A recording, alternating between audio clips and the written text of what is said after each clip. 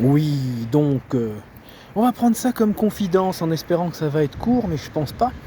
Mais vous voyez, donc vous avez dû remarquer que moi je suis plutôt le mec, à me faire du mal au lieu de faire du mal à quelqu'un d'autre, et puis que autant je pourrais, sous légitime défense, défoncer un mec parce qu'il m'aura agressé, quelle que soit la manière, ou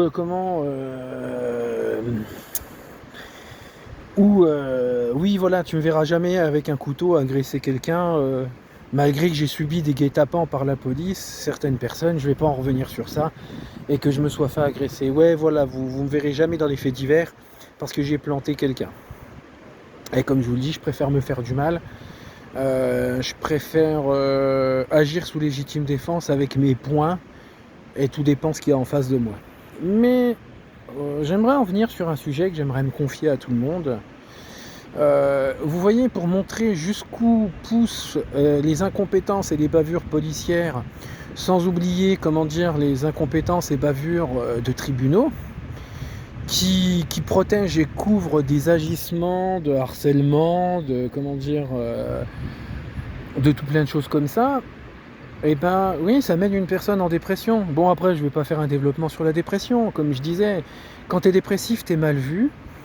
Et avec les effets de mode, vaut mieux avoir un cancer, vaut mieux avoir une maladie connue qui ne demande pas beaucoup à réfléchir aux gens, que d'avoir une dépression. T'as une dépression, c'est automatique, t'en parles, tu te feras insulter par les gens. Voilà. Mais ça mène au fait que vu qu'on m'a éclaté mon estime humaine, j'ai plus rien ne m'accroche au goût de la vie, à mon estime humaine. Vous savez que quand je vois des voitures complètement éclatées après des accidents, que j'apprends que des personnes ont perdu la vie sur la route ou quoi, mais j'aimerais être à leur place. Je serais heureux. Conduire, une chose que j'aime faire, et mourir en conduisant. Au moins, t'es débarrassé des gens et les gens sont débarrassés de toi. Et bien sûr, un homme qui meurt, on a vite fait de bâcler l'enquête. Et si on voit que c'est fallacieux, on a vite fait de bâcler l'enquête. Et comme je disais dans une des vidéos, ouais, les pompiers, franchement, ne me fais pas le coup de non, non, monsieur, vous endormez pas. Non, non, moi je m'endormirais et puis limite, je te regarderais en disant d'aller te faire foutre et je te rirais au nez. Hein. Parce que je suis content, la mort est la meilleure des choses qui puissent arriver. Surtout quand on tombe sur des policiers, des pompiers et des représentants de tribunaux qui ont parjuré leur serment et par de ça sont des incompétents et des gens égoïstes. Voilà.